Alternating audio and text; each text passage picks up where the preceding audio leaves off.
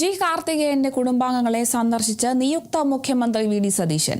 മുൻ സ്പീക്കറും തന്റെ രാഷ്ട്രീയ ഗുരുവുമായ ജി കാർത്തികേയന്റെ വീട്ടിലെത്തിയാണ് കുടുംബാംഗങ്ങളെ കണ്ടത്. ജി കാർത്തികേയന്റെ മകൻ KS ശബരിനാഥന്റെ ഭാര്യയും വിഴിഞ്ഞം ഇന്റർനാഷണൽ സീപോർട്ട് MDയുമായ ഡോക്ടർ ദിവ്യ S അയ്യർ IAS തുടങ്ങിയവരുമുണ്ടായിരുന്നു.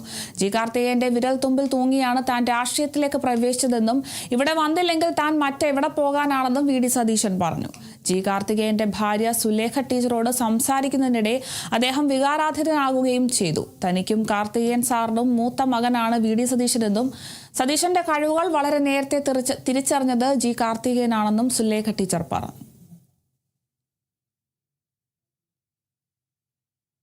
ഞാൻ കാർത്തികേയൻ സാറുമായിട്ടുള്ള ബന്ധം എല്ലാവർക്കും അറിയാം. ഞാൻ യഥാർത്ഥത്തിൽ വിദ്യാർത്ഥി യുവജന രാഷ്ട്രീയത്തിൽ നിന്ന് പുറത്തു പോയ ഒരാളാണ്. പിന്നെ ഞാൻ തിരിച്ചു വന്നപ്പോൾ എനിക്ക് ആദ്യ അസംബ്ലി സീറ്റ് ആദ്യത്തെ പ്രാവശ്യവും 96-ലും 2001-ലും എന്നെ അസംബ്ലിയിലേക്ക് മത്സരിപ്പിക്കണം.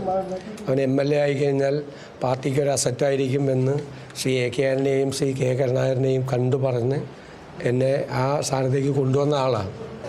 എൻ്റെ കുടുംബമാണിത്. ഞാൻ പറയാറുണ്ട് ശബരിയോട്, ഞാനാണ് ഇവിടുത്തെ മൂത്തയാൾ, നീ കണ്ണിന് ഇളയ ആളുകളാണെന്ന് പറയാറുണ്ട്. ടീച്ചർ അതുപോലെ തന്നെ ഒരു വാത്സല്യം എന്നോട് എല്ലാ കാലത്തും കാണിച്ചിട്ടുണ്ട്. സതീശൻ പറഞ്ഞ പോലെ ഞങ്ങൾക്ക് 2 ആൺമക്കളാണ്. അതിൻ്റെ മുകളിലുള്ള അവരുടെ ചേട്ടനാണ് സതീശന്.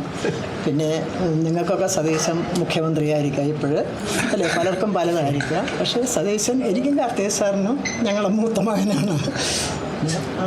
എനിക്ക് തോന്നി സതീശൻ്റെ കഴിവുകൾ, സതീശൻ എന്നതൊക്കെ ചെയ്യാൻ പറ്റും എന്നാദ്യം എനിക്കൊന്ന് തിരിച്ചറിഞ്ഞ ഒരാൾ GK ആയിരിക്കും. അവൻ കേരളത്തിനൊരു ഇതാണെന്ന് എത്രയോ പ്രാവശ്യം എന്നോട് പറഞ്ഞിട്ടുണ്ട്. അപ്പം എനിക്കൊന്ന് സതീശനിലെ ആ ഒരു വളരെ മിടുക്കനായ ഒരാളെ കണ്ടെത്തിയത് GK ആണെന്ന് എനിക്ക് പലപ്പോഴും തോന്നാറുണ്ട്. 2001 96-ൽ ഒരു പരാജയം, 2001 അസംബ്ലിയിൽ വന്നു. അതിൻ്റെ തുടർച്ചയായിട്ട് ഇതുവരെയുണ്ട്.